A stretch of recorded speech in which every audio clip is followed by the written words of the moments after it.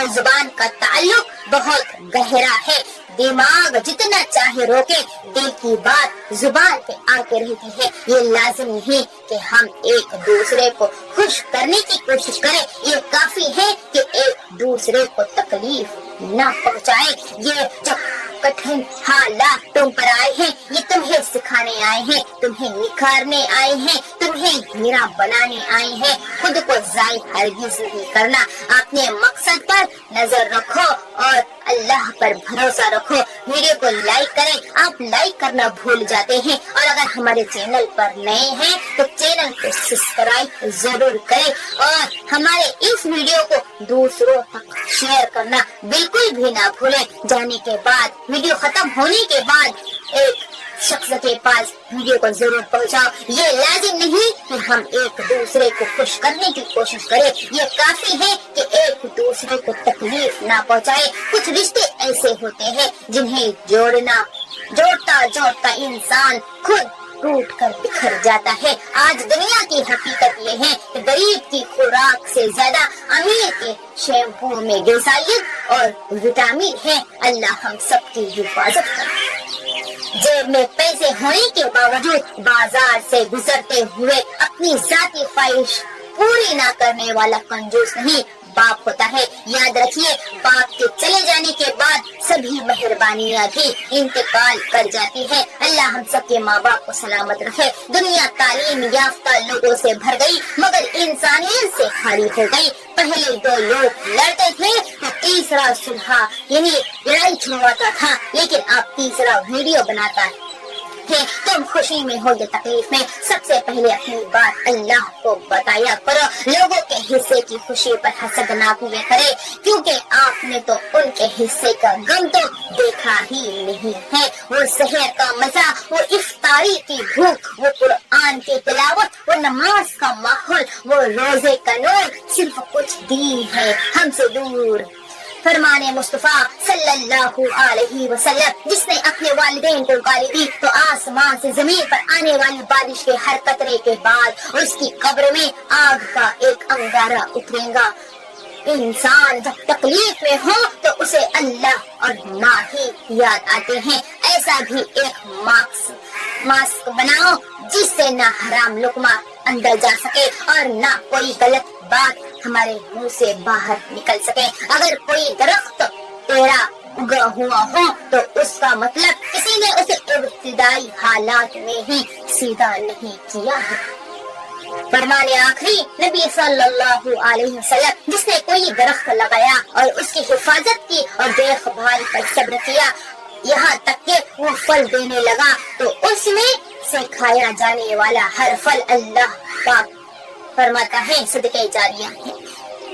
جب تمہاری اولاد بالغ ہو جائے تو ان کا نکاح کر دو اور ان کے گناہ کا بوجھ اپنے کندھوں پر مت لو. فرمان مصطفیٰ صلی اللہ علیہ وسلم، کسی مسلمان کا قتل اللہ عز و جل کے نزدیک دنیا کے برباد ہونے سے بڑا ہے.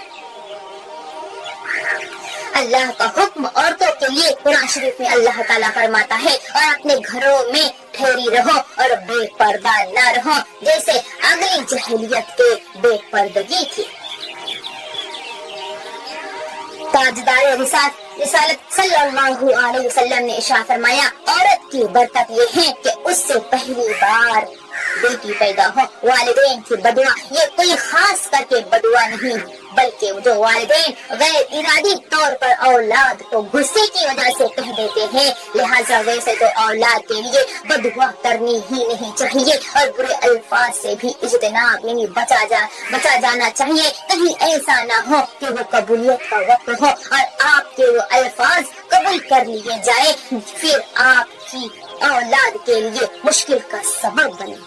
اے انسان، رات کے اندھیرے سے ڈرتے ہو؟ قبر سے کیوں نہیں؟ جنت میں جانا چاہتے ہو؟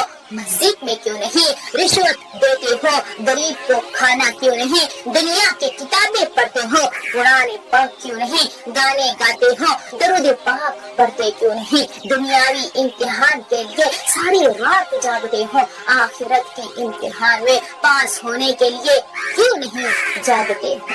فضول میسج روز شیئر کرتے ہو دوسروں سے، لیکن یہ मैसेज क्यों नहीं, इसलिए इस मैसेज को भी दूसरों तक जरूर शेयर करें। अगर आप किसी मर्द की हकीकत जानना चाहते हैं तो उसे किसी फैसले के सामने खड़ा कर दे।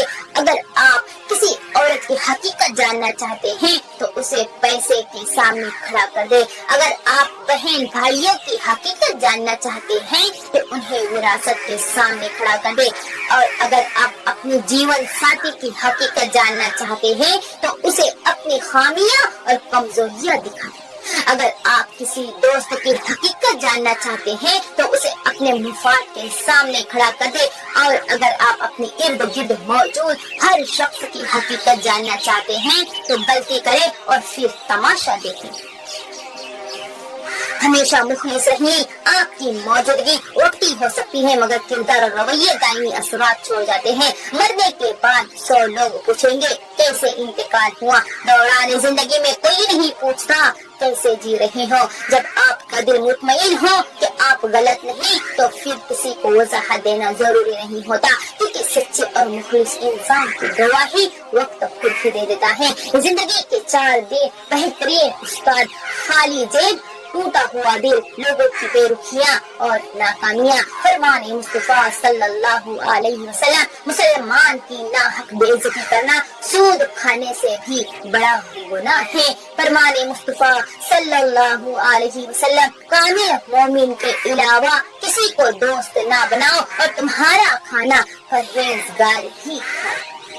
रसूलुल्लाह सल्लल्लाहु अलैहि वसल्लम ने इरशाद फरमाया, अपनी रान ढांप लो क्योंकि ये सत्र छुपाने की चीज है। जज़ाकल्लाह खैरन कसीर।